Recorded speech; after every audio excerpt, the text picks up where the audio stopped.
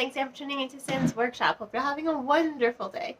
So, today we're going to be talking about the Fall of Numenor by J.R.R. Tolkien, Christopher Tolkien, and Brian Sibley. I love Lord of the Rings. I really do. I'm a nerd. I don't know if you knew this already. Love Lord of the Rings. I think what I really appreciated about this was the fact that it is a story. It is part story, part nonfiction.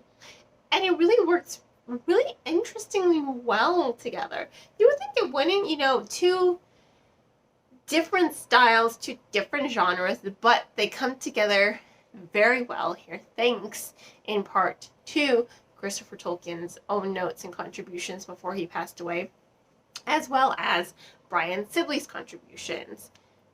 We're talking about the Fall of Numenor. So Numenor was the kingdom west of Middle-earth.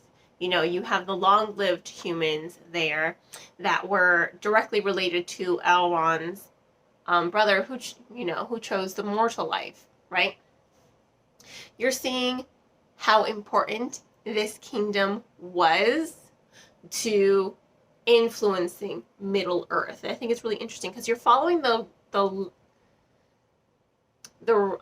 reigns, the lives of the kings and queens of Númenor and the parts that they played in forming Númenor and eventually leading to Númenor's downfall, catastrophic. But you're also seeing the creation of the Rings of Power. You're seeing Sauron rise in power. You're seeing his influences on Númenor. Númenor's influence on the elves. Galadriel's influence on hiding the Rings of Power. I need to watch that show, by the way. I haven't yet, but I feel like I waited too long, and now that I read this book and know a little bit more of the history of Middle-earth, I'm going to cringe when I watch that show. Hopefully I don't. Hopefully I can just enjoy it for what it is. We'll see. In any case, that's what I really liked about this story. It is very slow. It's not an incredibly fast-paced story. You have a lot of storytelling going on as it's telling the story of these kings and queens of Númenor. But what's also really interesting is you have references to Tolkien in his notes. In a note or a letter Tolkien wrote to so-and-so about such and such. I mean, that's what's in the story, and they're scattered throughout. So that's what I mean by you're blending nonfiction with fiction. You're blending the storytelling aspect, which really did, I think, capture the voice of J.R.R. Tolkien. I think it really did a good job capturing his voice. And then you also have these nonfiction bits, these letters, these correspondences, interpreted in a way that fits the narrative, so it doesn't really break up the pacing of the story because they're in there. It's just like you're telling the story, you're reading about the story, then boom, here's a bit of nonfiction for you. And I thought that was really interesting and how it blended together very nicely. Like I said, it's not fast-paced. This is a history, first and foremost. It is a history of Númenor and Middle-earth, and it really does read like a history. Not fast-paced. It is slow. I will say there are times, despite them really capturing Tolkien's essence here, I do think that there are times where it is a little dry. But I did find it to be quite a rather quick read, because some segments were rather slow. It's like, oh, this person was just really a blip in the history of Númenor as a king or queen. So we're just going to include their reign here and then jump to the next one. But there are some parts that are a little dry. Again, it does read like a history. If history is not your typical genre, which it's not really mine, I do like historical fiction, but they are two vastly different things, historical fiction and history. Incredibly different.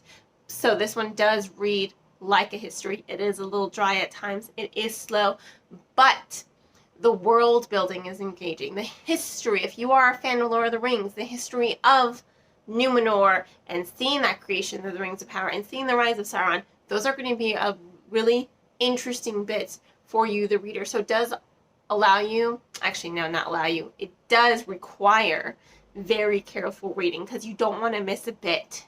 Everything's important. Everything is important, and that's what I liked about it. You know, I could cherish every single word.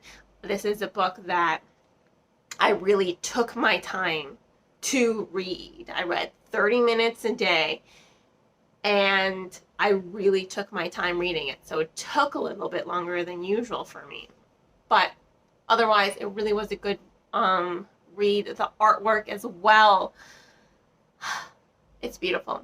I really do think the artwork did embody Tolkien's essence as well, because it was beautiful. It's beautiful. It was, God. There's a word for it, and I can't pinpoint the word for it. It's like it's there on the tip of my brain, but I can't form it. It's a very beautiful artwork, I have to say, and I really do think it captured the essence of Tolkien. So, on that note, I will give the book 4.5 out of 5 stars. Not quite 5, just because, like I said, it was a little dry at times, and I think on those times where it was dry, it really wasn't really capturing Tolkien's essence in those moments, even though, grand scheme of things, I did think that it did. So, 4.5 out of 5. If you want to go ahead and purchase the book, I do recommend purchasing it from any of the links below, because they are affiliate links, and I do get some financial help from them. In any case, if you want to purchase, please purchase from any of the affiliate links below. And on that note, I hope you also will continue to support me here by liking this video, subscribing to the channel, and sharing it with all your book-loving friends. You can also become a supporter on Buy Me Coffee, Ko-fi, Patreon, by making a donation to my PayPal, or by purchasing one of my handmade candles. I hope you all have a wonderful rest of your day, and as always, happy reading.